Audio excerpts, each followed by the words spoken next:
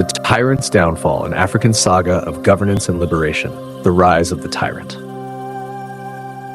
In the heart of the African savanna lay the kingdom of Zulimba, a land once known for its fertile plains, bountiful wildlife, and harmonious communities. The people of Zulimba thrived under the benevolent rule of King Chaka, whose governance was marked by fairness and prosperity.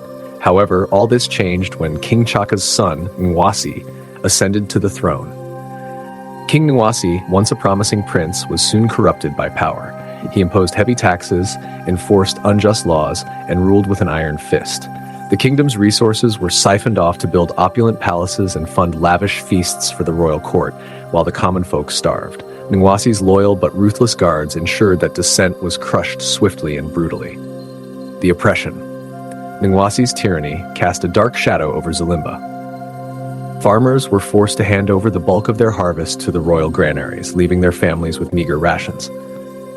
Artisans and merchants struggled under exorbitant fees and restrictive trade laws. The once vibrant markets of Zulimba fell silent, and the joyful songs of the people were replaced by whispers of fear. Among the oppressed was a young man named Kofi, the son of the esteemed elder Kwame, who had been executed for speaking against Nwasi's oppressive policies. Kofi's heart burned with a desire for justice. He knew that to challenge Nwasi, he needed allies and a carefully crafted plan. The seed of rebellion. Kofi began his journey by visiting neighboring villages under the cover of night. He spoke to other elders, warriors, and influential community members, sharing his vision of a free and just Zulimba. Slowly but surely, a network of rebels began to form. They met in secret in the depths of forests and caves to strategize their resistance. Among Kofi's closest allies were Amina, a masterful hunter and tracker with an intimate knowledge of the land, and Malik, a former royal guard disillusioned by Nwasi's cruelty.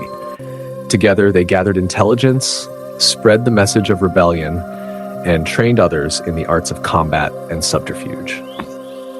The turning point. A severe drought struck Zulimba, exacerbating the people's suffering. Nwasi, in his arrogance, hoarded the kingdom's dwindling food supplies for himself and his guards, ignoring the pleas of his starving subjects. This blatant disregard for their welfare fueled the flames of rebellion. Kofi and his allies decided it was time to act. They planned a daring raid on the royal granaries to redistribute the food to the starving populace. The night of the raid was fraught with tension. Kofi, Amina, Malik, and a group of rebels infiltrated the heavily guarded granaries. Using their combined skills, they outmaneuvered the guards and distributed the food to the people. The spark of revolution. The success of the raid ignited hope among the oppressed. Stories of the rebels' bravery spread like wildfire, and more people joined their cause. The kingdom was now a powder keg ready to explode. Nwasi, realizing his grip on power was slipping, grew even more paranoid and tyrannical. He ordered mass arrests and public executions to instill fear, but it only fueled the rebels' determination.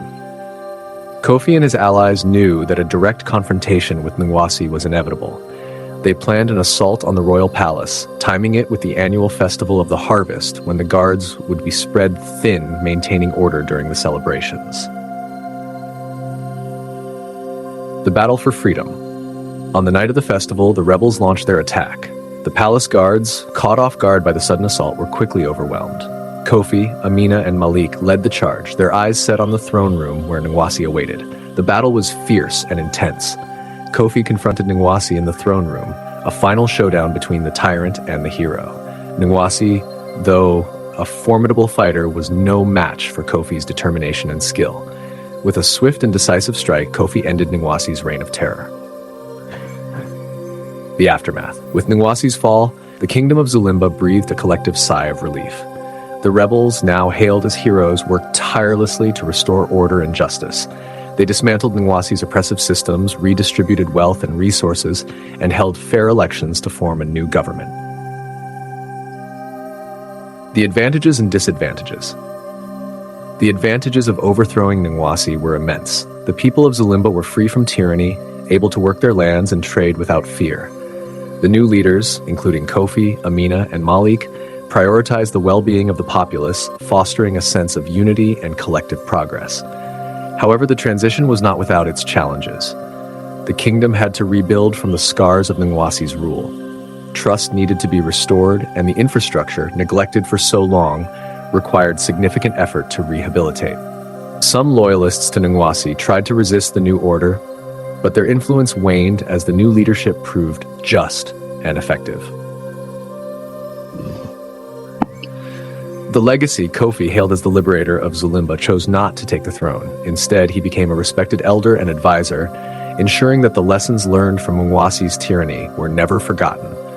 Amina and Malik took on significant roles in the new government, their leadership ensuring that Zulimba flourished. The tale of Nwasi's downfall and Kofi's bravery became a legend, passed down through generations.